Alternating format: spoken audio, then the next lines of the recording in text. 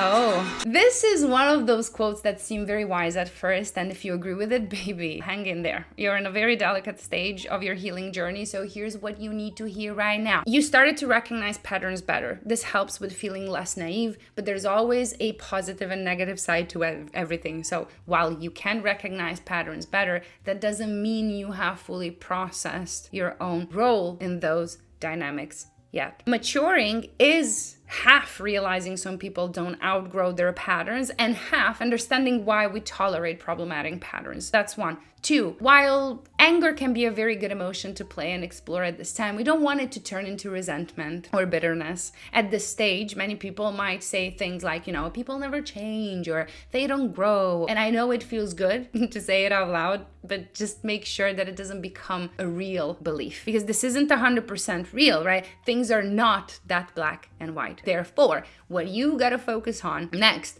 is learn how you stop being part of the old dynamic. What are the things you will do differently? What choices are going to change? What new boundaries are you creating in the meantime? And speaking of boundaries, at this stage, they might reflect more pain than growth. You might say things like, I'm never letting anyone get that close to me again. However, what I hear is a fear that intimacy equals pain. That feels righteous, it feels justified, it feels safe, but it doesn't really invite healthier connections in. I hope you understand. It just isolates you and keeps you afraid. Others might say, I don't do emotional people anymore, as if that's a boundary and as if they're prioritizing themselves. Well, actually, they're trying to guard against ever having to feel rejected or misunderstood again. Another version I often hear of fake boundaries is, if you can't meet my standards right away, I'm out, which feels adult. It feels boundary oriented, but a therapist would notice it's also a way of saying,